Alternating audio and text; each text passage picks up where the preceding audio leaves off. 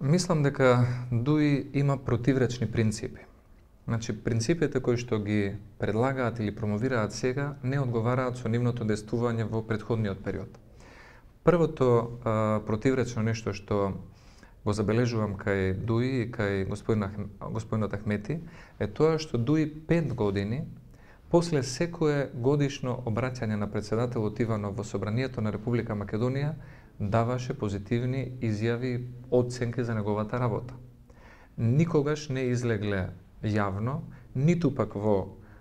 персоналните комуникации што ги имале со нас како коалиционен партнер, дека председателот Иванов направил некоја суштинска или сериозна грешка или со нешто ги повредил или ги омаловажил.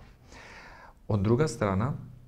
токму Ахмети, по однос на квадрилатералните средби на председателите на Македонија, Албанија, Црна Гора и Косово, упати писмо до председателот Иванов во кое што го нарекува лидер, визионер, човек кој што има концепт и визија за еднината на регионот во евроатлантското семејство. И сега одеднаш Иванов не чини за председател, а 5 години ДУИ го одобруваше и го пофалуваше неговото работење.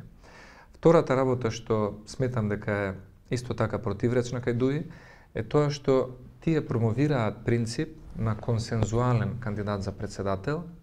а истовремено на претходните локални избори ниту еднаш не слушнавме дали ДУИ предложила консензуален кандидат за градоначалник во Тетово. Дали ДУИ предложила консензуален кандидат за градоначалник во Чаир, или во Струга, или во Дебар,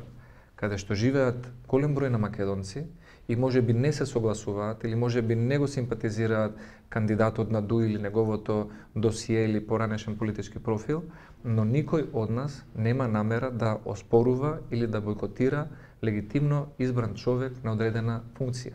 Затоа сметам дека противречен е принципот на ДУИ, каде што промовираат консензуален кандидат за председател, а во своето действување на локално ниво до сега ниту го понудиле, ниту го примениле ова решение.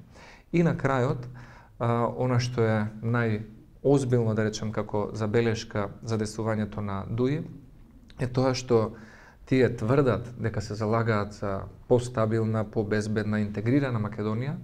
а самите се свесни дека неизбирањето на председател на државата ја прави понестабилна и истата ја става на ризик од една нова институционална или политичка криза. Така што овие три противречности кои што ДУИ ги промовира не соодветствуваат со интересите на граѓанинот албанец, граѓанинот македонец, граѓанинот турчин, србин или од која да е друга националност, кој што сака стабилна држава, стабилни институции и тие институции меѓу себе да соработуваат. И затоа јас сметам дека и добар број